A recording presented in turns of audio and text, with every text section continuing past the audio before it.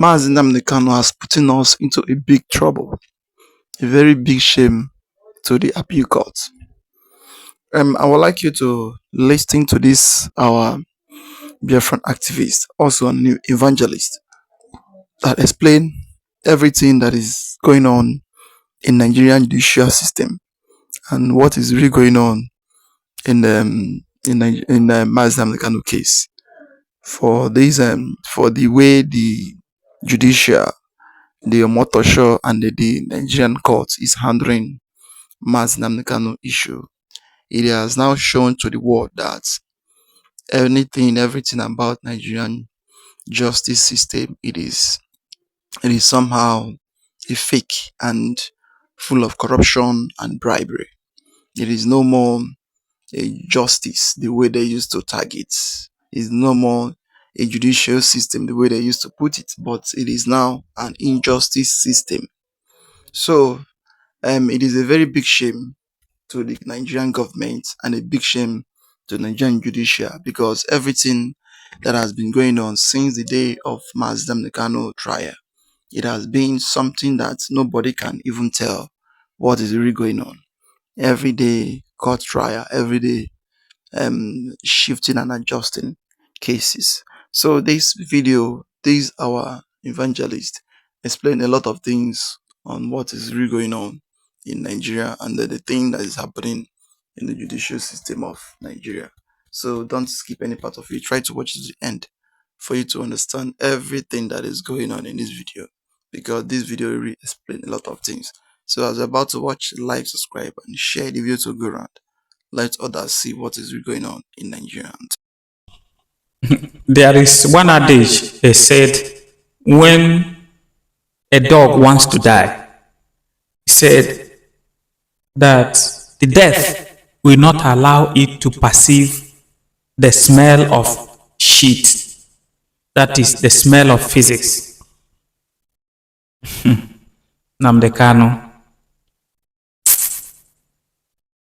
It is good in this life to be a brave man. And it is good in this life to be a strong person. It is also good to be educated. Nnamdi Kanu have proven that Nigerian justice system does not know the law. This is exactitude of what we are seeing in Nigeria, where somebody will graduate as an optometrist from a reputable university of Nigeria, only to end up removing people's eye, making people blind, instead of restoring their eyes as a professional who have undergone the training.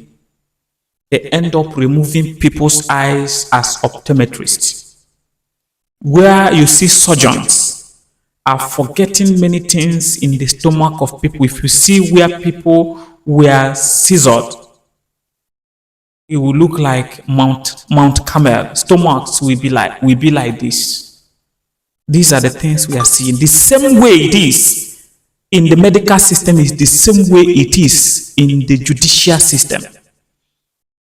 I told you people some time ago that Nigerian judicial system, people that are capable of handling judicial system the way it is, people that are learned, more learned, have traveled to overseas.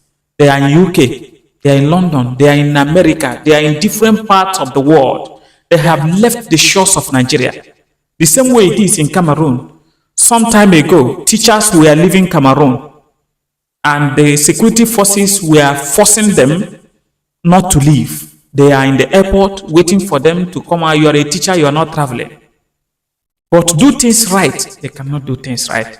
I told you people as a prophet some time ago that the ones remaining, the doctors and the lawyers that are remaining in Nigeria are the ones that are political, that were appointed not because they know the law. Look at this, the system of things. It is the poor system of knowledge, poor knowledge of the law, that is killing Nigeria. From Nnamdi Kanu, we have understood that the Nigerian society, the Nigerian judiciary, as a whole, I'm telling you, 90% of the Nigerian judiciary do not know what the law says. They don't know the law. Nnamdi Kanu said it. Say, you don't know the law. You don't know the law.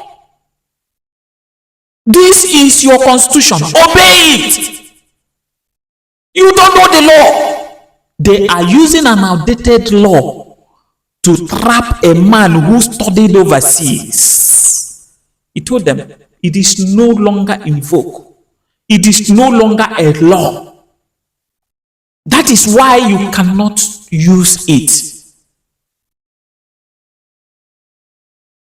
Even some of them, they don't know. They don't know that such laws. Some of them don't know that. Those ones in the, like somebody like Omotosho, if really that he knows what Nnamdi Kanu was talking about, Omotosho would have not disgraced himself. By him not knowing that these laws will no longer exist, shows that he don't know it. By him not applying it, shows that he don't know it. He's ignorant of that law. He don't know it. That is pure truth. It's not just to talk. If Omotosho, Justice James Omotosho, as they call him, knows that the law is no longer in vogue, it has been removed, he will not use it on Nnamdi Kanu because he don't know, ignorant of the law.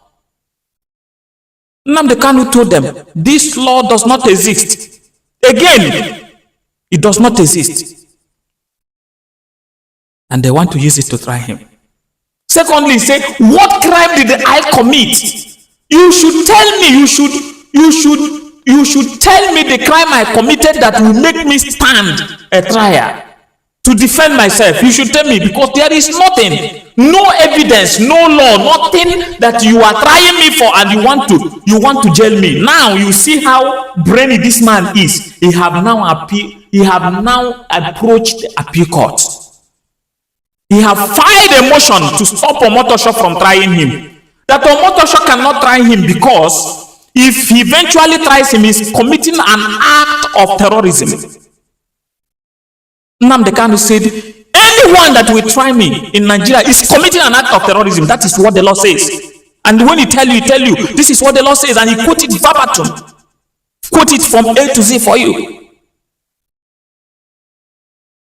And they filed it so that they will stop him to avoid messing up the little dignity they have in the judicial system. And the law must take its full cost. Justice Okekereku will do the justice because he knows it is from the same appeal court that he was discharged and acquitted that he submitted back his petition that this man is not trying me for any reason. There is no reason of him trying me, so that the law will not be breached and the human rights can never be breached. Because all these petitions now, they are going to look into it to avoid tampering with the justice system. Yes, to avoid tampering with the law that stipulates for human rights. There is a law called the African Charter on People's Rights. This is African Charter for People's Rights. They don't want to. This law can never be violated, because if you violate a law that you are in the same treaty with, that means you don't have a law. It's no longer a judiciary. Nnamdi Kanu have put shame in their face. We have seen them tire. Now we know that we don't have a competent jurisdiction of law. Nnamdi Kanu told them, you don't have jurisdiction to this. And truly doesn't have jurisdiction to it. You are acting away from the law. Because there is no law that permits you to illegally bring people bring somebody back to Nigeria and stand on that illegality to give sanction to that person you brought illegally. Illegal cannot work. Illegal cannot work. So what am I saying? I do tell you people, Nigeria will leave Nnamdi Kanu out of shame. And if you try your best to jail Nnamdi Kanu, you are committing an act of terrorism. Even if you are not judged today, tomorrow, they will judge you. What I want to let these judges, all of them to understand, and DSS, and all of them that are fighting against Kanu, is don't be surprised.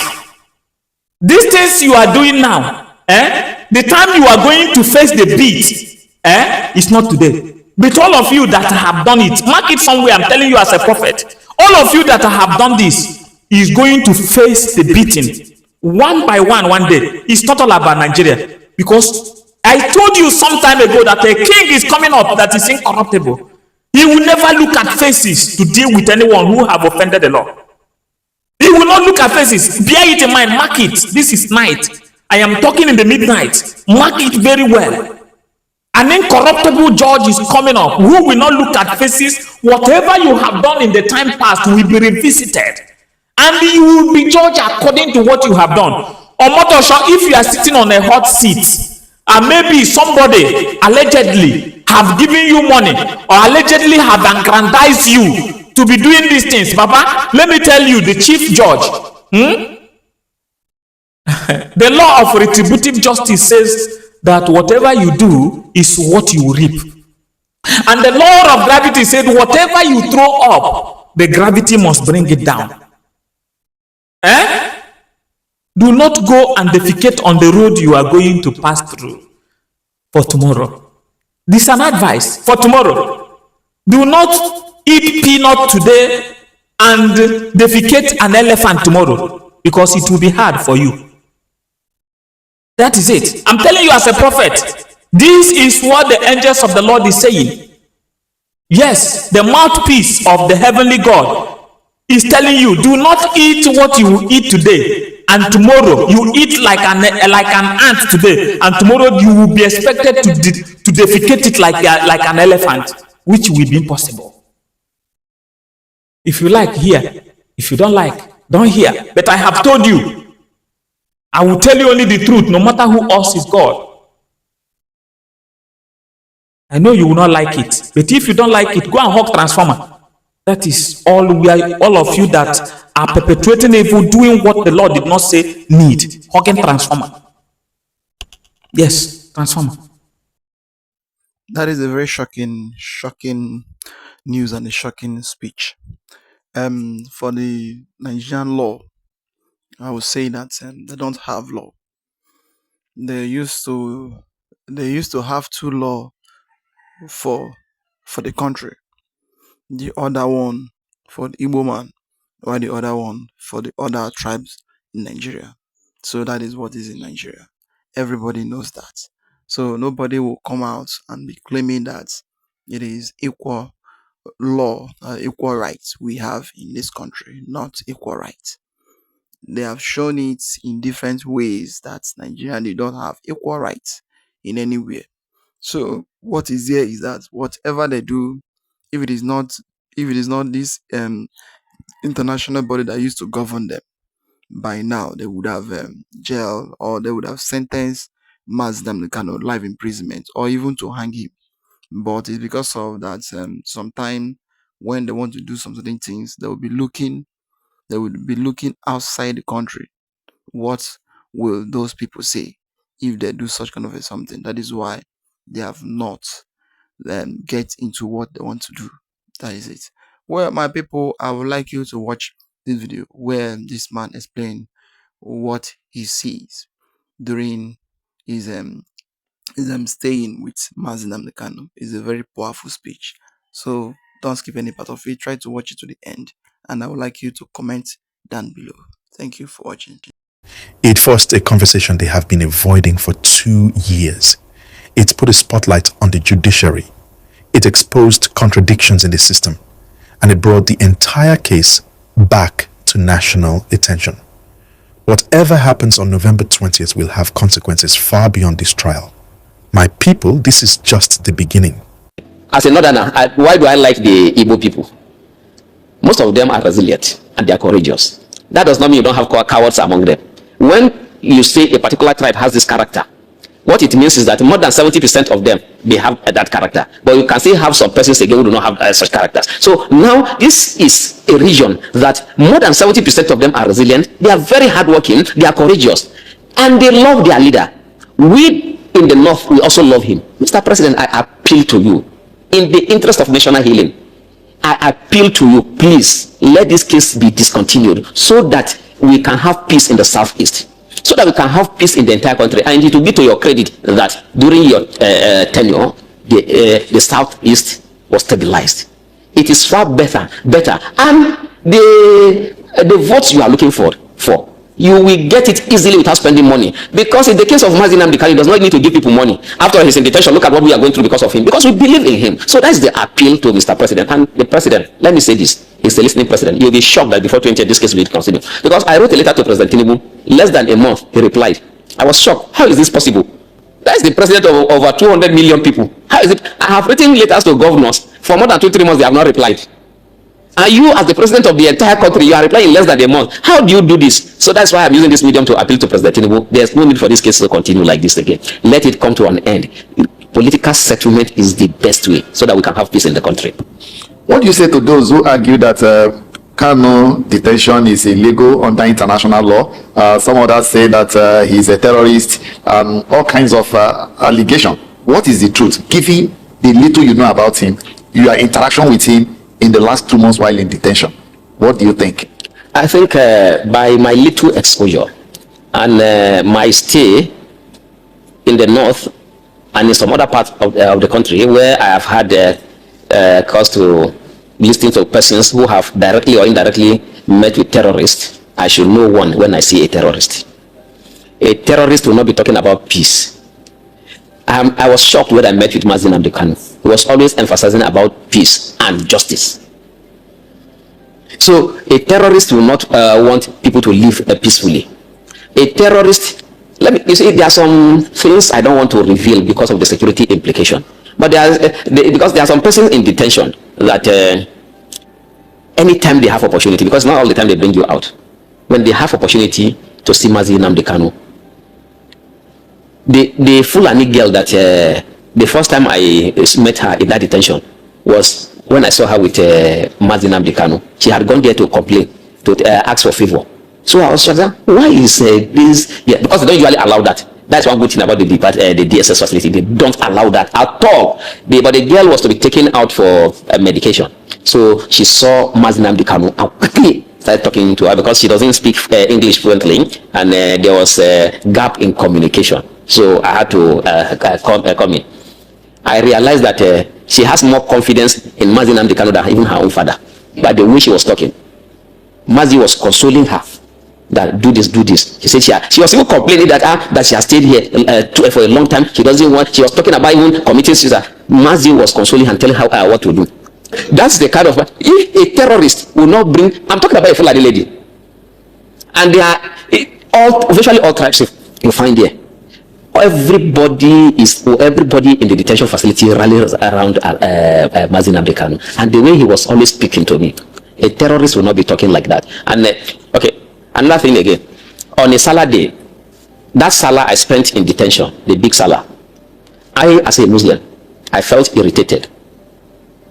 But even Mazi, he doesn't, he tolerates all of these things. Because on that Salah day, after during the celebration, the Muslims usually shout Allahu Akbar, Allahu Akbar, but they were shouting. So I was calling them. You see, this detention facility, they are Muslims, they are Christians, they are others. Aside that, you don't have, it's not, even if they are, all of us are Muslims, you don't have to shout and disturb others. At this particular time, some persons want to sleep, some persons wants to just sit down quietly. You cannot be shouting like this. But throughout, for the 3 days that happened during in the detention facility, he will not complain. Instead, those who want to come, because when people have problem, they run to him, not even to DSS officers who are supposed to take care of us. He will tell them, no, it's just for a short period of time. Just be patient. When you live with people, you have to tolerate them. I was angry, but he was calming others down, because me, I was also telling those that I said, no, you don't have the right to shout. We are all here. Even if all of us are even Muslims, you don't shout. Some persons will want to sleep. But because I lead prayers in the detention facility also, but some persons, most problems that we have in this country is as a result of ignorance. But they couldn't challenge me because they know that I am a Muslim, and I also one of their leaders, even in the detention facility, because I lead prayers. Then it was when I came that we started even doing the Friday Juma prayers. But I told them that if you want to worship God, you don't have to disturb another person. At any act of worship where another person will feel injured or another person peace will be taken away, that is not an act of worship that will be rewarded. Now we don't have to raise our voices. In fact, even when I do recitation, I bring my voice down so that it doesn't disturb others. So I was always telling that this is how a religion should be practiced. It should not be a source of problem to people. But Mazi was not complaining. So if he's a terrorist, I have not seen anything that will make me. That's why I believe in him. I believe in him 100%, more than I believe in my state governor, more than I believe in virtually all Nigerian leaders. And that's why I am out. That's why I have been going through all of this, and that's why I'm appealing.